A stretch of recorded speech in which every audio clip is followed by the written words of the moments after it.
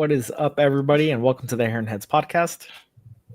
My name is Julio, and I'm joined today by some friends and fellow Inter Miami fans, Dave, Chris, and Jose. And on behalf of the guys, we want to thank you for stopping by the Heron Heads podcast, your first stop for all things Inter Miami, powered by 786 Sports. We are live following Inter Miami's victory against the New England Revolution 2-1 at New England. And before we begin, a huge shout out to our chief Heron Heads, Chow and Madi V. Thank you for your continued generous support. And if you'd like to support us on Patreon or join our Discord or check out some other cool links that we have, those will be in the description wherever you are listening. But like I said, Inter Miami just defeated the New England Revolution 2-1. It was a little bit hairy there at the end, but that's how we do apparently. So how are you guys doing tonight? Unnecessarily butt clenching there at the end. And the first half was beautiful.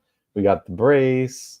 Jose's super happy because he won his parlay, which got us. Which I said it in the preview. No, say it properly. Which I said it in the preview. You told nobody obviously took care. You told everybody not to go. I told them exactly what was going to happen, and you just didn't listen. So yeah, so we thought we were cruising, and then we weren't because of Jose's buddy Carlos Gil scoring his goal there. So. Never doubt though. Never doubt. We got the win and we're rolling in the MLS again. Little by little, we're catching back up. You're on mute, David. Classic. Yep, feels good. Feel good to get another win.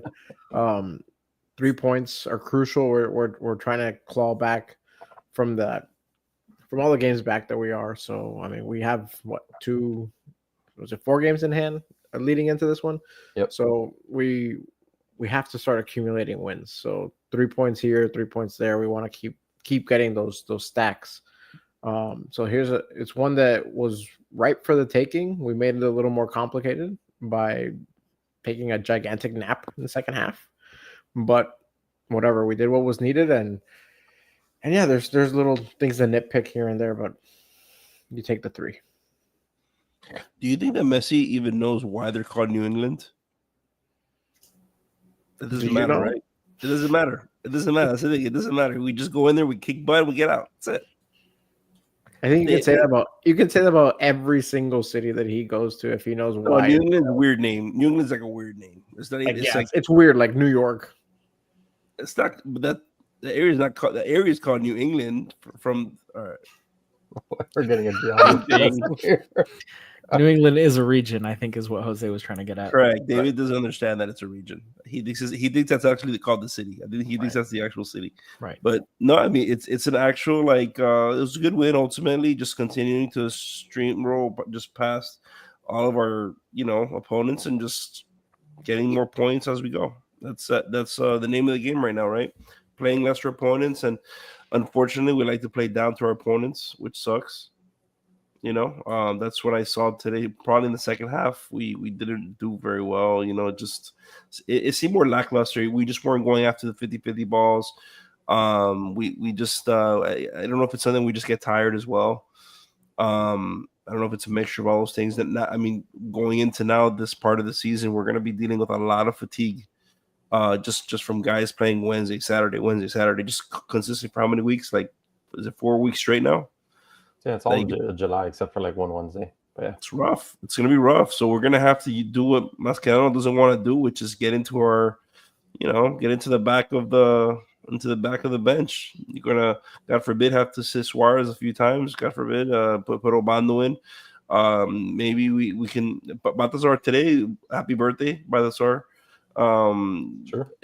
It's one of those things where he had a great game. It was very fun to watch him play. He had a shot today that I thought was very, very, very good. The way he boxed out the center back inside of the box and just like beautiful kick towards the goal. I think he may have had a better pass at that point. He could have passed the back and possibly had an open shot for. I don't know who was by him, but I saw someone there. But overall, great game. Just great things overall. Yeah, I definitely think it was a tale of two halves.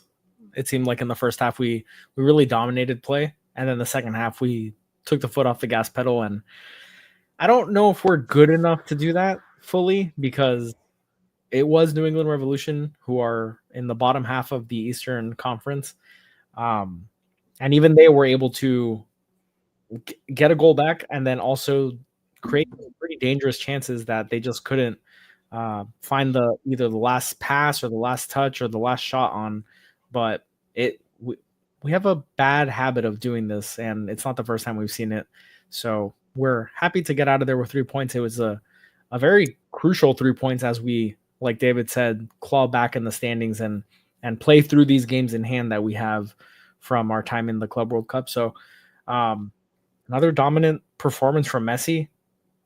He's just on a tear, and tonight he became the first player to ever have 2 goals in 4 straight MLS matches. So just ridiculous, and it feels like, I guess, going back a couple matches before the Club World Cup, but he's been like next level. Like he's been on a tear, and he just looks to be finding his spots a lot better, and it's great. Like it makes everyone else better when he's performing because it takes the load off as far as what everyone else has to do, specifically Suarez.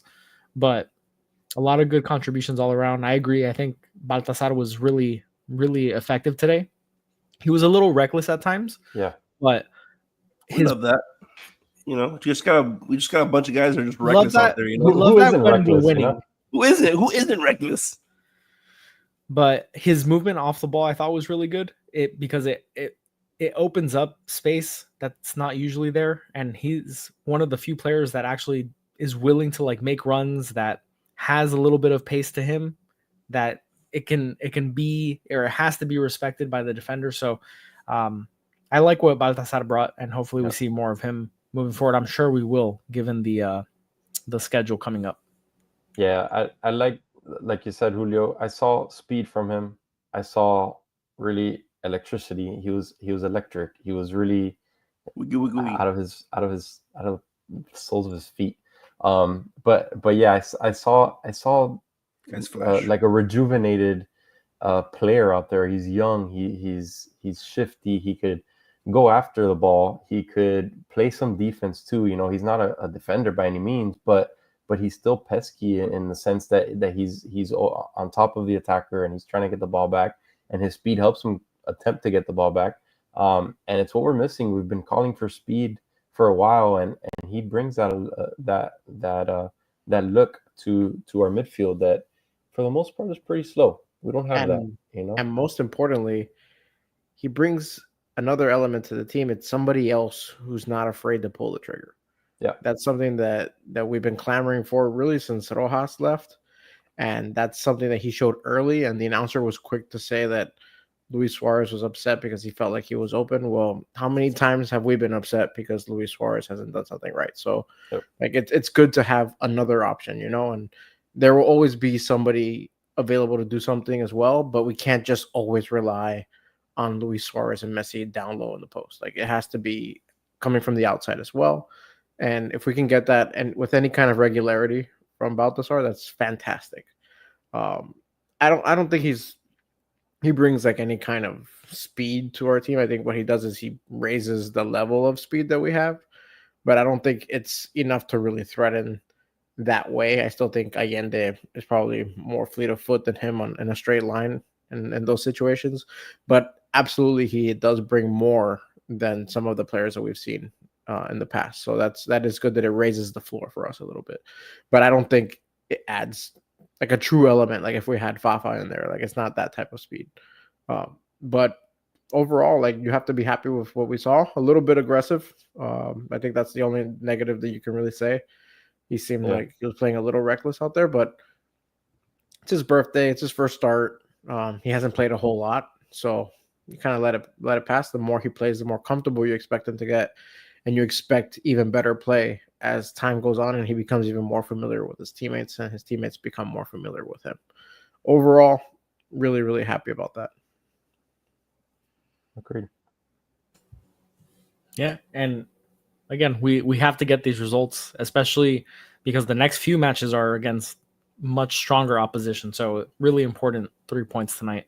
And one thing to really note that I don't think we've mentioned it, we're going to have to see what's going on with Ustari because he was able to finish the match, but I feel like a big reason why he allowed that goal was because he didn't even budge. And not only that, but then he fell and he flopped kind of on his arm as well, which is not. Dave, I also would you say he's I hurt? sent them a text. I sent them a text. Attack? Yeah, I said, do please, I need this parlay. Don't be like that. Fake an injury. Chris fell for it. Get Chris all worked up. Yeah. Go ahead, Chris. Go ahead. We know you're chomping at the bit to be like, I was so right. Ustadi's hurt. No, I'm so happy. I was just asking David, would he say that he's injured? Is that what you call an injury? Well, we'll see. If he misses time, We'll I would say he's injured. This comes from the Discord, folks, in case people aren't on, which if you're not on, you should be on. It was very lively during the match. We were just talking, talking banter and just going back and forth on things. Talking banter, baby. Just chopping it up, you know what I mean? The Talking Banter podcast. Yeah. I would say if he misses time, that's an injury. If he's out there just like working through it, he's hurt. Just a knock. People get hurt. People get hurt all the time. So injuries is what takes you out. You don't think Suarez is hurt? That he's walking hurt. Yeah, that guy has other issues. He's hurt personified, but he's still out there. He's not injury personified. He wouldn't be out there. Yeah, Jorge Garriga, he's saying, I want to see more minutes for Obando. I think we all do. But we're not going to do it. It's just not going to happen. He stood up at some point. He walked a little bit. And then Mascherano looks like he told him to go sit down and just continue sitting. Hey, what are you doing over there? Where do you think you're going? Get over here. Somebody said, and David said he had to go to the bathroom. He had to take a little. He had to go to the loo. Yeah. Jeez, that poor guy, man. I can't believe it. I can't imagine what's going through his head. Because I know exactly what's going through his head. I can't wait till this contract is up, his loan, and I'm get the hell out of here. He wants to play. Yeah. Yeah, we're gonna have opportunities. I don't see how we're not gonna have opportunities. But you know what was weird? One of the reports, was it today or yesterday? I don't remember. It was a training report. They mentioned that Obando was working on the side away from everybody else. I took it as maybe has a little knock, or he's hurt, or he's injured. It's a little knock. But then he was on the roster today, so I don't know. That's just odd. Yeah, to me it's a Mascherano thing. It's just there's got to be something, right? Like he's not hitting the levels he needs to hit in training, or something needs to be coming up that is preventing him from coming on, because it doesn't make sense to see Suarez out there, even though he got substituted off, seeing him out there for 87 minutes for a center back. Yeah, right. For a defender. It's not like they subbed him off for another offensive player. Park the bus. Have you guys noticed any of the reporters actually asking or pressing on Obando on that topic? No, right? No. I feel like I haven't seen anything. And then every time I look, they're like, oh, what do you think about Rodrigo De Paul? Like, they're not going to talk. They never, ever talk about a player that's not on the team. Yet they waste time and questions asking those types of things. Instead of things that look at how many people are constantly clamoring for these types of subs, and we never ever get any kind of push from the press. We should send Jose. Get that man a badge. The hard hitting question. Get it out of him. I can for sure get it out of him. What do you mean you don't want to talk about him? Jose's like, I have a question. Where is the bathroom? Just kidding. Rodrigo, what do you think? Is he coming or what? All right, so to talk about today's matchup, would you like to get into the goals, Julio? No, actually, because I was putting my kids to bed. So although I saw replays of them, I think you would do a much better job of illustrating them for us. Go for it, Jose. I wasn't ready for that. So I'm very happy to you with the Uno reverse card.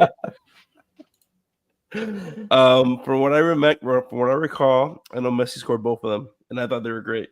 Very good. Great. Follow Heron Heads for more great content like that.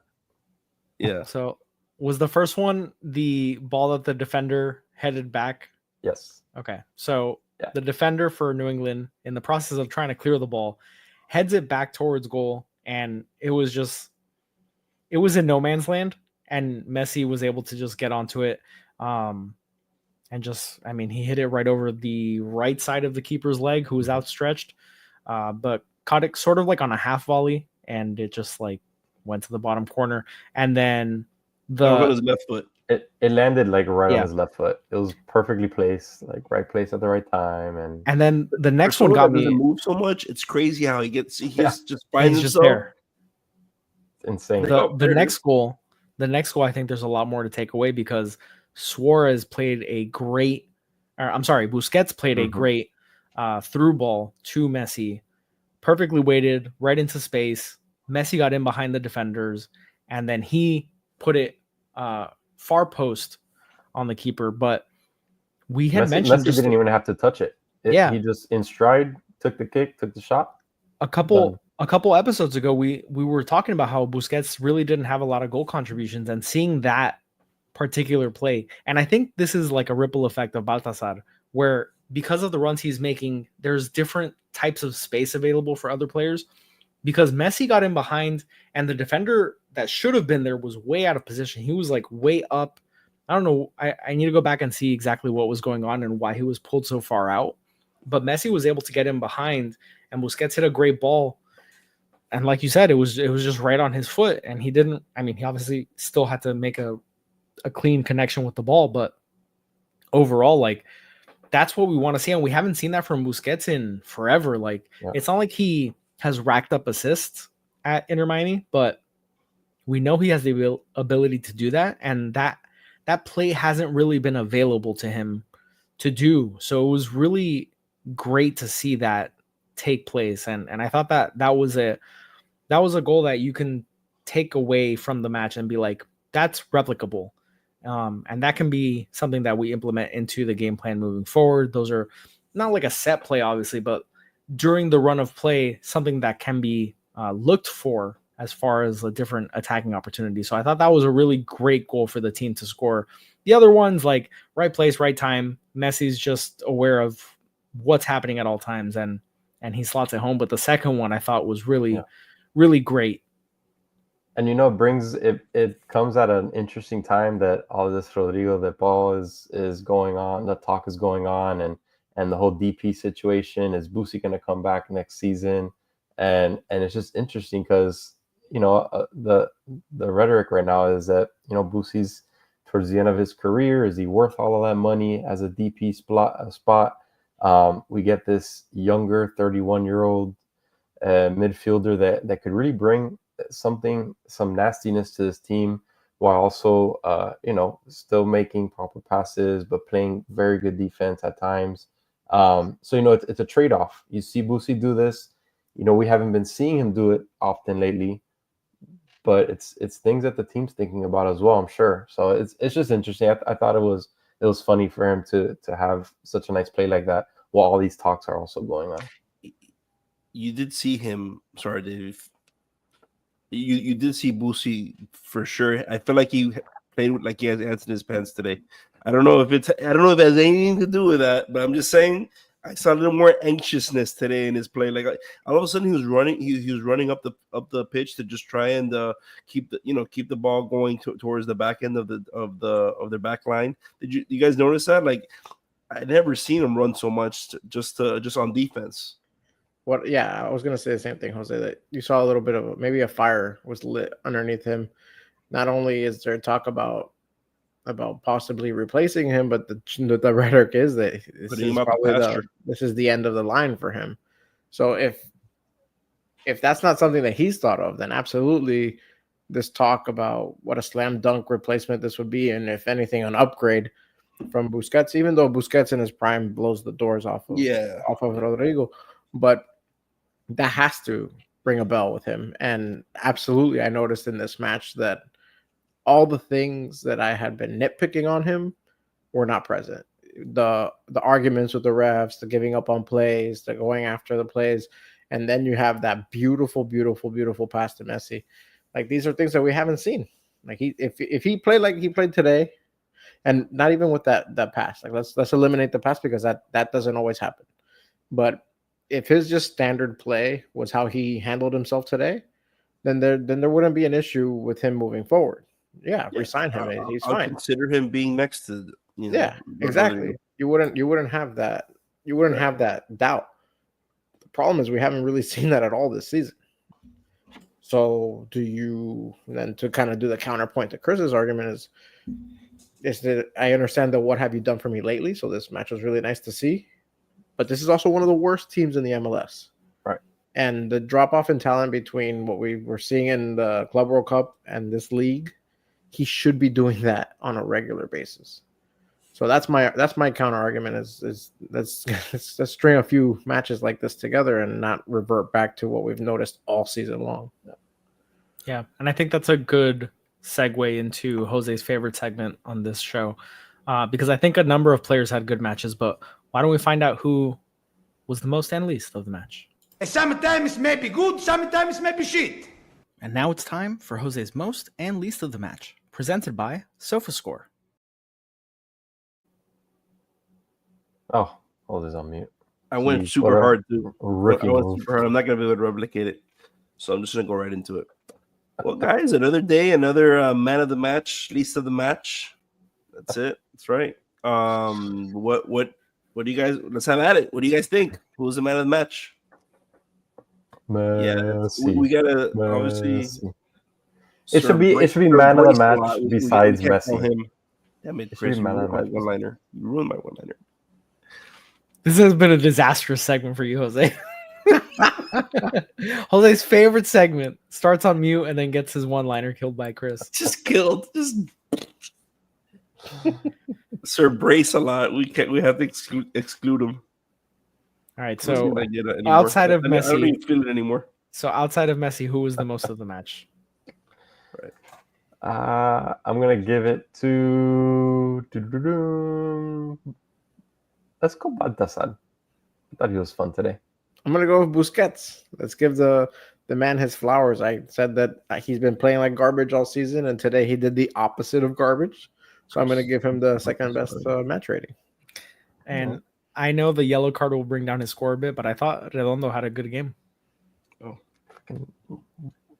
arms and his elbows and the man. That's just the way he's built, you know. Like, I don't get it. From somebody who has long arms, I sympathize. It's funny. Did you walk around doing this? Sometimes I wrote down like the top 5, and like you guys still managed to get people that are not in the top 5. Perfect. We got everyone in the middle. Yeah. I don't understand why you just don't write down every single player. Yeah, just hit print. All 11, Jose. We're not asking for that much. Ridiculous. Just hit print. Print the damn page. Keep the tab open. So none of you said Messi. That's crazy. 8.8. Suarez is gonna be second for some reason. He's gonna be second. I'm gonna be honest with you. I wasn't listening to you guys what you guys said because I was just like looking for the guys that I didn't have on there. So Ustadi was a 7.6. Anybody say him? No. Clean sheet. I mean, not clean sheet. No. Well, I called it a clean sheet because I texted him and I told him, hey, I need the partner. So He's like, I will freeze your score right this instant. Exactly. In Jose's record book, clean sheet. Right. It was fine. He got hurt. He could always say, I was hurt on that play. Right, Chris? Was he hurt or injured? He took a knock. Whoa. You said he was hurt. So he was hurt. So Chris went, oh, here we go. So once that happened, anything that happened after that, he's fine. Frozen forever. At least in my personal record book. And then Boosie, somebody mentioned Boosie, I think. Or no, nobody mentioned Boosie. All right, 7.1. He was third. Somebody mentioned Alba. No. 7.0. And everybody else mediocre 6.8. About 6.8 and Redondo 6.8, but both of them had yellow cards. So you gotta they had a good game. The 6.8 plus. Yeah. So there's some bad players today, huh? Oh yeah. Yeah, let's guess the least of the match. And it's funny, it's not whatever. Least of the match. Who do you guys think? Okay. I'm gonna go with this guy, Falcon. That's a good Like, guess. looked like a little bit of a disaster today. Yeah, I'll go with his partner in mate. crime, Toto. And I'm gonna go with Allende. All right, now we're on to something. Except David, he's not onto something. All right, Falcon was a 6.8. He also had a yellow card. To think about it, he just had a disaster play where I felt like he messed up like The multiple body times. slam. no, but the one that was just absolutely terrible. He totally mistimed the jump, and it just went over. And it was like, all right, Well, that one was pretty bad. yeah. It came right after a Luis Suarez horrible play. I still blame Suarez more for that whole sequence than Falcon. Cello was pretty bad. Explain that sequence because I'm forgetting, and I just remember laughing so hard that I cried. Suarez hit it to the moon. Yeah, we were bringing it up, and then Suarez first he hits it straight up, and then he goes to like head it later, and it was just a failure of a header that just went straight to the other team, and then they had that crazy run, and then you had our entire defense just falling over themselves trying to head the ball and missing and hitting each other, and it was just thank God we didn't concede there, but man, if we had, Suarez had to come out immediately. Would have been a great clip for this show. Just going through all this and that. Oh no, because it would have been 2-2, and then you know what it is, watching how bad New England played, and then having to split the point with them. I'm like, that's disgusting. I don't want to deal with that. It is disgusting. I agree. All right, it's not good for the show. I agree. It's not. It's actually pretty bad. So, where was I? Least of the match. You said basically 6.8 for Falcon, so he wasn't the worst. Right. Okay. So then from there, Toto was 6.5. Somebody said Toto. It's pretty bad. Which I agree. But he did have a pretty good one-on-one opportunity where I think it might have been that one, Dave. In that play, I think Toto may have held down the fort. It was him on some. Oh no, it was another one that we gave away, and he was just him on somebody, and then eventually passed and shot it far right, but whatever. I will say I felt like I didn't notice Toto that much in this game, which isn't a bad thing. He didn't kill anyone. Well, yeah, maybe you didn't notice him because he didn't get a yellow card, but I noticed Falcon way more. Yeah, good and bad because of the hair flying everywhere. Yeah, fly like literally everywhere, like onto the ground. Also, yeah, he also got cleated. So he drew a pen. He drew a foul. Those are good things. And whatever. It's on the ground a lot. Next, I don't like when my defenders are on the ground. Like I don't like it. Makes me nervous. Gives me Speaking of on the ground, he never was on the ground, but he should be. Cello 6.5 on the ground. Guy's un muerto. I don't know what to tell you, bro. I don't know what happened to like with him. It's just been bad. It's been. He had a run of like 3 really good games, and then that's it. Then it went straight to his head. Really good games in quotes, please. I mean, he literally tried to flick it to himself, and he just never went for the ball after he flicked it. And there's another time that he did a spin move on the boundary. He did a spin move this way, right? He thinks he's so good. He hugged the boundary, right? The boundary line, and then he forgot the ball was like right here. So in my mind, every time just took it and kept running. In my mind, every time he's gonna do one. In my mind, every time he's gonna do one of these things, like right before he does it, he just thinks of himself and he's like, "Watch this." Yeah. And he's constantly on the edge, on the sideline, like waving people down, trying to get the ball to him. And no one wants to pass him the ball. Unless they really need to. I love that. He's like, "I'm wide open. Give me the ball." I have to address this real quick. Pass me the rock. I have to address this real quick. Henry Campana has 2 goals. Yeah. Also, he looked good either, Henry. And he looked horrible today. By the way. Campana should have scored a million times today. They put him in the little Stadi box. made some good saves on him. Jose, what was Campana's score? Come on, pull it up. Oh, now Jose has no idea. I have no idea. Jesus, it's gonna take him 20 minutes to load up SofaScore. 7.5 for Campana. Oh, better than half our team, apparently. That's not bad for not scoring. Yeah. He'd be the second best. No, the third best on our team after Ustadi. It's because of the sheer amount of shots that he had. True. No. That's not impossible. Carlos Gil, he had a stupid amount of shots. Okay. What was Allende's score? Since that was my guess for least of the match, please. And who was the actual least of the match? Yeah. Allende was the least of the match, and he was 5.5. Oof. which was surprising for me, right? Which sounds surprising, right? Because Jose, let me tell you, he's been on a good tear. Let me tell you, Jose, he had a very Robert Taylor game. Just I didn't see that, and I don't want to see that because then I can't forget. I can't unsee it. You didn't see it because he was never on the screen. He didn't do 100%. anything. They did show him. They showed him once, and they were saying what a good run of play he had, and they had like his stats. Commentator's curse. You know what? Not true. I liked something he did, and in my head I was like, I love this guy. The way he brushed his hair today was no. He shoved the heck out of somebody today, and I agreed. When he shoved him, I was like, yeah, that guy deserved the shove there. Absolutely. Why'd he brush up on him like that? And I thought that in my head the whole time. I was like, yeah, good for him. Good job. That's all I thought about him. All game.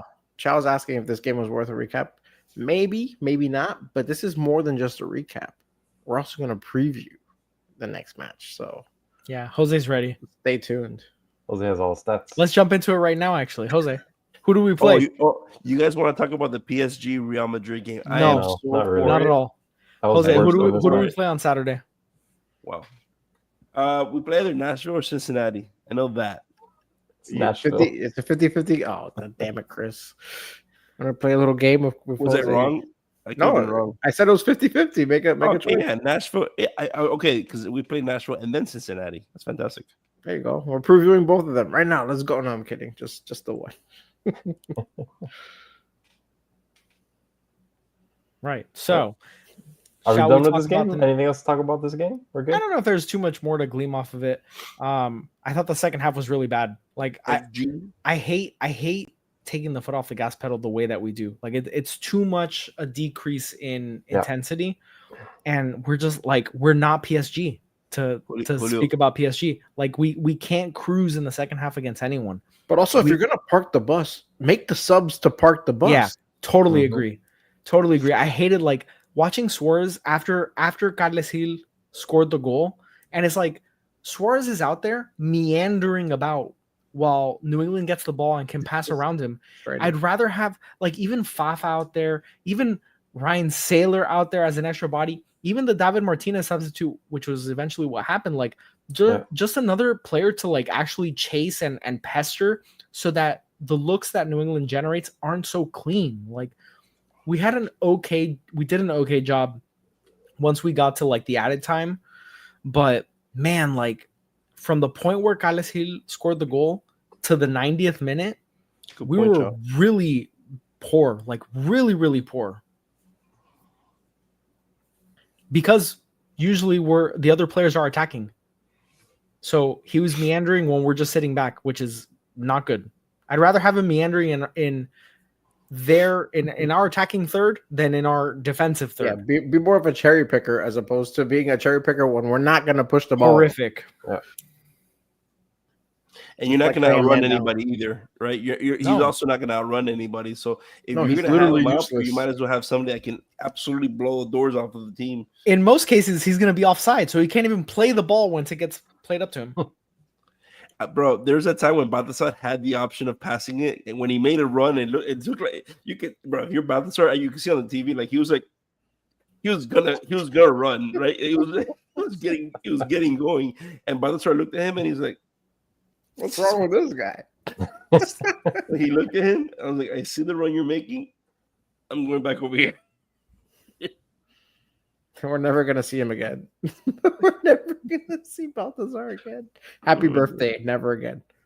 Yeah, poor guy. I hope we do. I liked him out there today. Talking about how like drastically different we were. Possession numbers didn't change much, to be honest with you, which was surprising to me. It was 56% our favor the whole game, but the XG is a telling story. They had 1.28 the whole game. Okay, literally one of it was in the second half. You know, they're not a very good team, right? So that's significant for them. And by the way, they still XG'd us 1.09 we had. That's what happens when you don't do anything the entire second half. Right. Do we have a shot on target in the second half? I feel like we probably didn't. I don't think so. But Jose, maybe you know that stat. I think all the shots that we had were blocked because Messi had the one that was blocked late, Right. And Suarez had the header that The didn't bicycle make it, kick. Bicycle kick, yeah. but that wasn't on goal. And the header was, but the defender blocked it. It wasn't even the goalkeeper. Yeah. So I don't think we had a shot on target. Mhm. Maybe one. Messi, the one that Messi went around the defenders and he shot. It was The blocked. goalkeeper, it was blocked completely. Goalkeeper Yeah, didn't grab it didn't get Oh. to the goalkeeper. It didn't get to the We goalkeeper. had plus 34 XG. No, 0.34 XG in the second half. Total shot 5, big chances 1. Henry's asking if maybe we should try Baltasar as a 9. No, it's too small. Yeah, I don't that's think not who he that's is. the move. Yeah, that's not who he is. I like him running up from the midfield, bringing the ball up, trying to kind of create a play. That's what I like from him. He was electric. He's not the same player, but he's kind of like what Facu. Rojas? No, what we Facu. liked about Facu that he would bring up the ball. He was shifty. He had that extra gear. I saw that a lot from Baltasar today. And then he has the fact that he could shoot from outside the box. Or attempt to shoot from outside I don't the box. see that shiftiness that Facu. Oh yeah, had. I saw it definitely. When we first got Facundo Farias, I was like, "Whoa, that's some nifty ball handling." I didn't see that. At least not today. I didn't see that from Baltasar. Oh, I think this kid's better for sure. I think he's better overall, but like that style, I don't think that's the same one for one. He's very instinctual. You could see it today. He's what? He was very instinctual. Instinctual. Oh, Instinctual.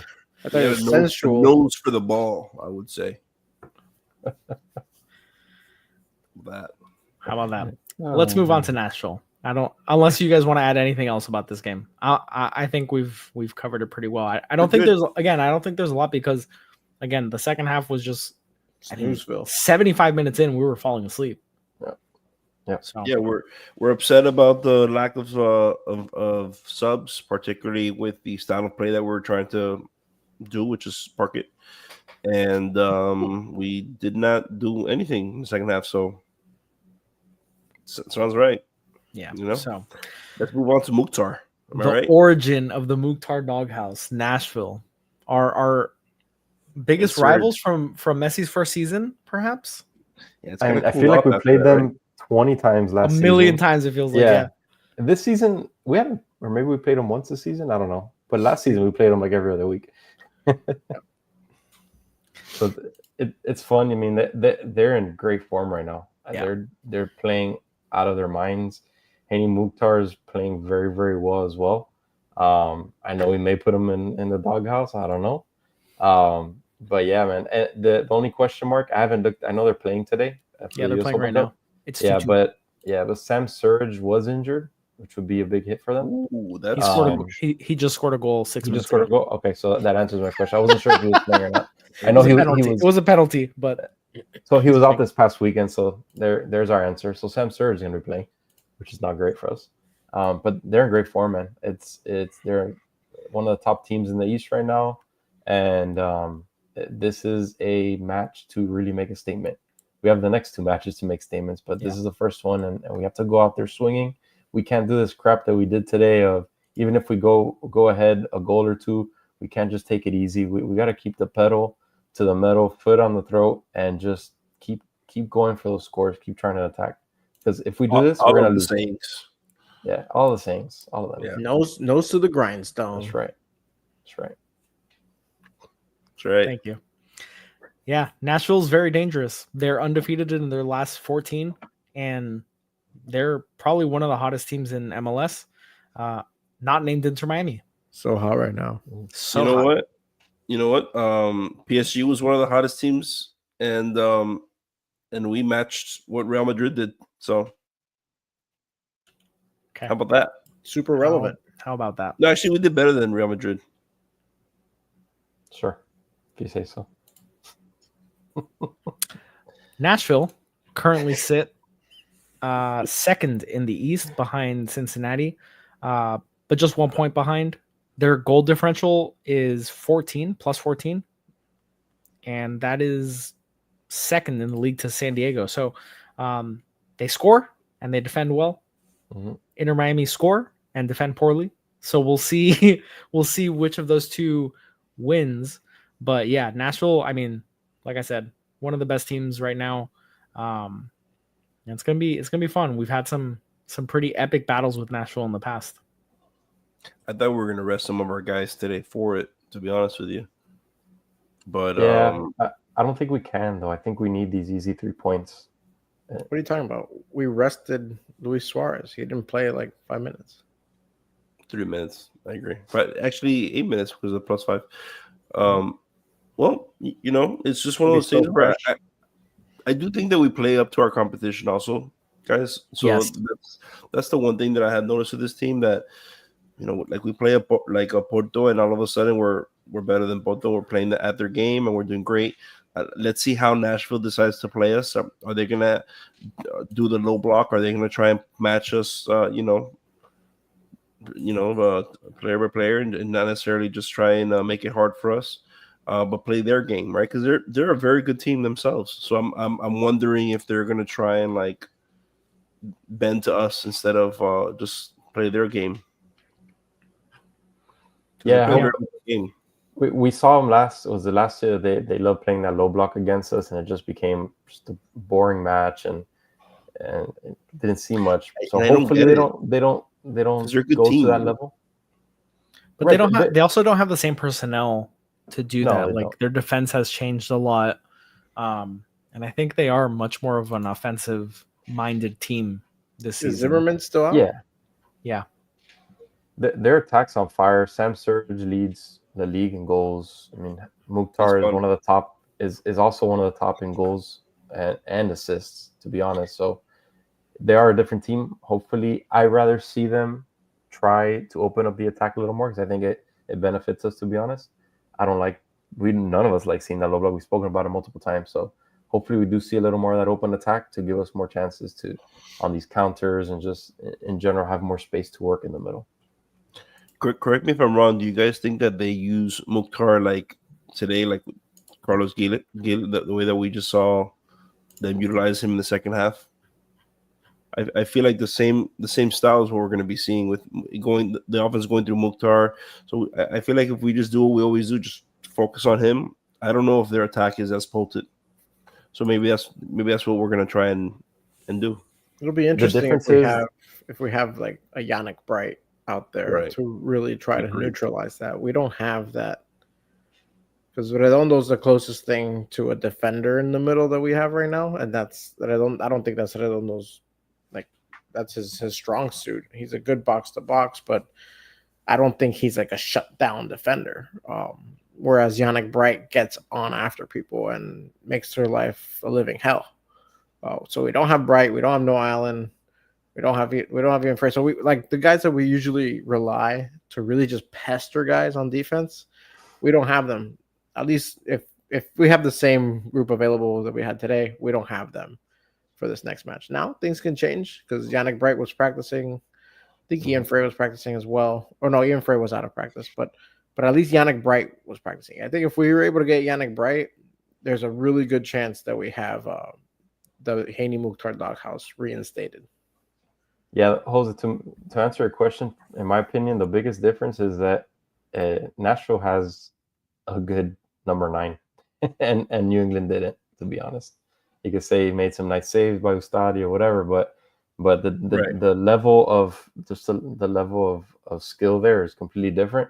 So yes, you could play Mukhtar similarly, and we may see similar tactics run by that, but they still have that target man to go to and to lean on that New England didn't today. They're just a completely different animal. I was looking for my Campana to ring it for old time's sake, but I must have gotten rid of it last season. Threw it away. Crying. I threw it away crying. It's like that scene in Toy Story. I don't want to play. Yeah, that's right. Anymore. That's right. Except I did, but what are you gonna do? Henry asks. For the kid's toy chest. Henry asks if it's true that Fabricio mentioned that talks are in advanced stages for Rodrigo de Paul, and it does seem like talks are progressing. Tom Bogert also reported similarly, so it does seem like there's some legs to this this transfer rumor at this stage. It's immediate. I'm sorry, and it's immediate. It's right. It could happen. We don't right want now. it later. Right. It could happen right now. Allegedly, terms are agreed to by the player and team, so it's just a matter of getting the transfer fee figured out for Atletico. Yeah, but that should be resolved, because if he doesn't want to resign there, it makes sense for them to sell and get something as opposed to keeping him and getting nothing. And he's not old. I mean, he's 31. He's not young either. But to me, that's a splash move. Oh yeah. No, it's somebody who's not like a 31-year-old midfielder. Yes, great. He's got legs. That's not somebody who's about to like blow out his knees like Suarez, and it's not somebody who's had major. How does Suarez get a straight on that one? Poor guy, because he doesn't move, so he catches all this. Looking at Rodrigo and being like, "Yeah, it's my teammate," and then you just said he's gonna blow out his knee. Well, what? He doesn't even have knees. And Rodrigo's playing at a high level. He's still playing at a high level right now in his career, so it's not like he's on a decline or anything. We're gonna get a very good player playing at a high level at a relatively young age. It's just nothing good. Never mind. I was gonna say there's nothing that could go wrong, but there's always things that could go wrong. David keeps putting it up, and Huluk is putting it down.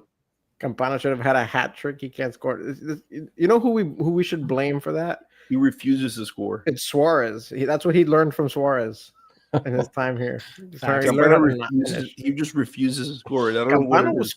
Campana was scoring in bunches before Suarez. I blame. Do you guys remember that game that he had a little flick, and then he went to chase? It would have been for the game winner. It was against Nashville. It was Leagues Cup. Yeah, and he could have ended it himself. And what happened? Boink. They hit the outside of the post. And he fell. He like fell and slid. It was so dramatic. But then he hit his penalty in the penalty shot. So how about that? Yeah. Good job, Campana. See you later in New England. Well, yeah. Anything else you guys want to add? Yeah. So I'm I agree excited with about the Rodrigo thing. That should be very fun. I'm hoping it happens soon because I think we could use the help in the midfield. Oh yeah. Specifically right now with the stretch that we're getting into, we could definitely use them. How do we make it work? That's the thing. I don't want to ask that question because like I don't know how that happens. He jumps the depth chart. No issue whatsoever. No. You're talking about financially. Yeah. How does that actually happen? Like Club World Cup funds that are cut from the MLS. I don't think there's a funds issue with this team. Like this ownership. This ownership doesn't have an issue with money. It's the rules that they have an issue. Yeah, with. That's what I'm referring to. That's what I'm referring to. We stockpiled a bunch of GAM from moves that we made earlier this season, and then we never made a move. So it was like, we have loading up. Yeah, we have an open spot. We're loading up. No, we don't. Not a DP spot. Oh, he doesn't have to be a DP. It's not. I mean, that's the only logical spot right now. What if you just pay him $5? To be with his friend under the table. It's like pay for his Spotify subscription. We'll give him a year of Spotify. You know, sign into a crazy long contract, but this first year it's like $5. Free Apple TV. We can make that happen. Give him the Marchand deal. Just sign him for like 30 years so that he's well into like his advanced age. Yeah, exactly. Yeah, Miami King. That's what we figure. But if this is going to happen doesn't help you right now for the summer transfer window, I don't know how they're going to make it happen. It's going to be fun to watch, and there's going to be so many people. There's going to be so many people hating us.